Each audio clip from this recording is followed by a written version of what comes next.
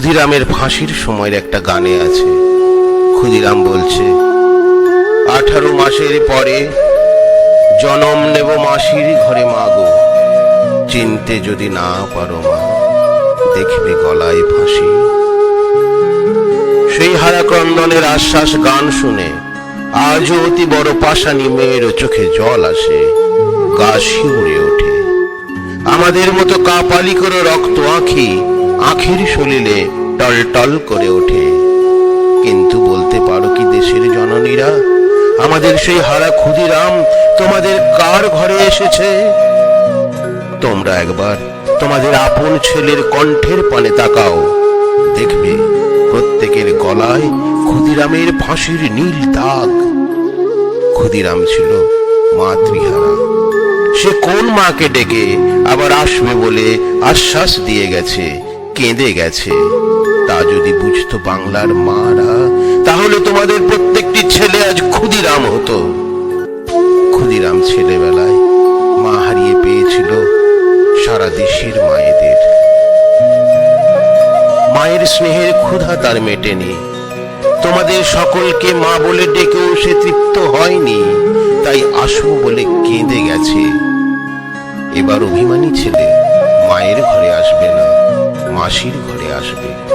কিন্তু অভিমানী হলে কি হয়, ও ছিল বোকা ছেলে, তাই বুঝতে পারেনি যে মাসির ঘর বলে অভিমান করে যার ঘরে আসতে চেয়েছে সেও যে মায়েরই ঘর।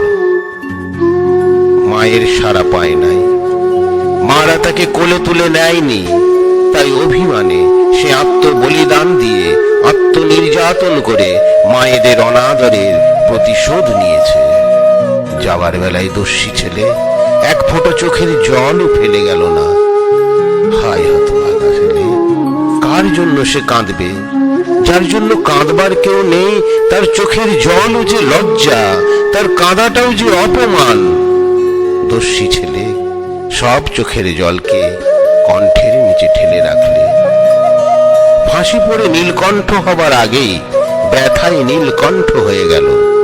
প্রাণের তিক্ত ক্রন্দনের জ্বালা তার কেউ দেখলে না, দেখলে শুধু কিশোর ঠোঁটের অপূর্ব হাসি।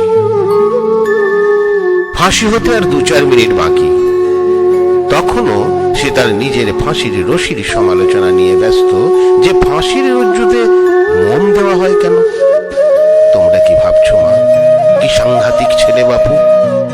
কিন্তু ছেলে যতই সাংঘাতিক হোক, সত্যি করে বলো দেখি, ওই মাতৃহারারা তোমাদের মুক্তির জন্য ফাঁসিতে যাওয়ার কথা শোনার পরেও কি তোমরা নিজেদের দুলালদের বুকে করে শুয়ে থাকতে যন্ত্রণা পাও না? ওই মাতৃহারার মরা লাশ কি তোমাদের মা ও ছেলের মধ্যে এসে শুয়ে একটা ব্যবধানের পীড়া দেয় না?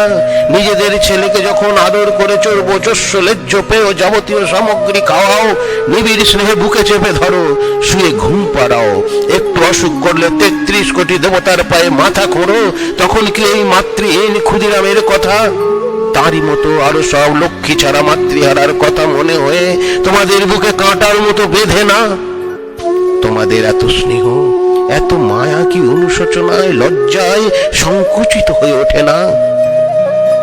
বলো মা, উত্তর দাও। আজও এই ক্ষুদিরামের মতো শত শত লক্ষ্মী ছাড়া ছেলে এসে তোমাদের মাতৃর হৃদয়ের নামে জিজ্ঞাসা করছে, উত্তর দাও।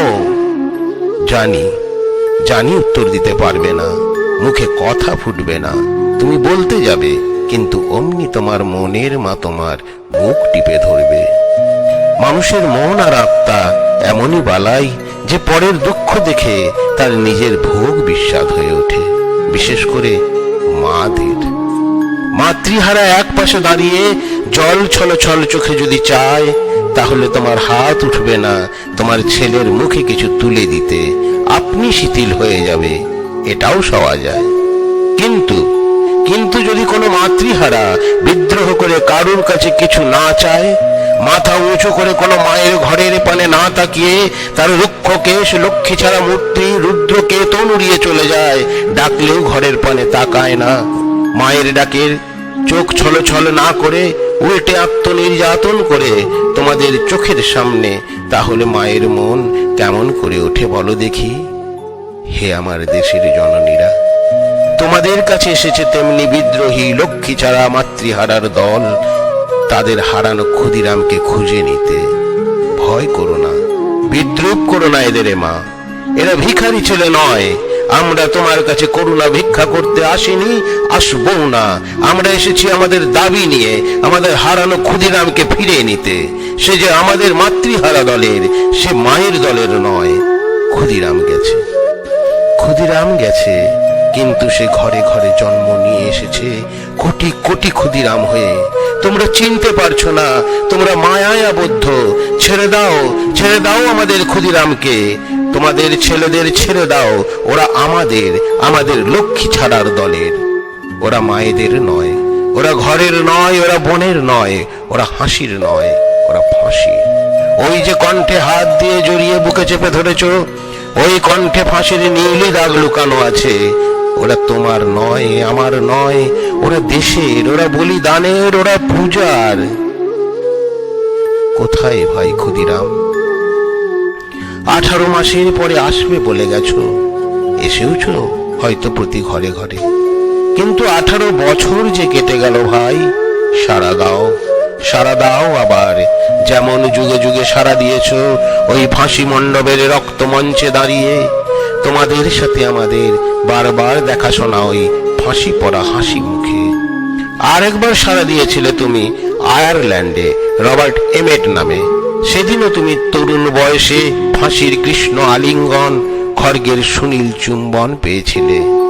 হারা প্রিয়া সারা আলিঙ্গন পরশ তোমার জন্য নয়, কমলার প্রসাদ তোমার জন্য নয়। তোমার প্রিয়ায় তুমি এমনি বারে বারেই পাবে, আবার বারে বারেই হারাবে। তোমার প্রিয়ার চেয়েও প্রিয়তম ওই ফাঁসির রশি। কোথায় কোন মাতৃবক্ষে, কোন সারার কোন কমলার কুঞ্জে আপন ভুলেছ? হে ক্ষুদিরামের জাগ্রত আত্মা, সাড়া দাও, সাড়া দাও, এসো আবার ফাঁসি মঞ্চে। আর একবার নতুন করে আমাদের সেই চির নতুন চির পুরাতন গান ধরি। 18 মাসের পরে জনম নেব মাসির ঘরে মা গো। চিনতে যদি না পারো মা, দেখবে গলায় ফাঁসি।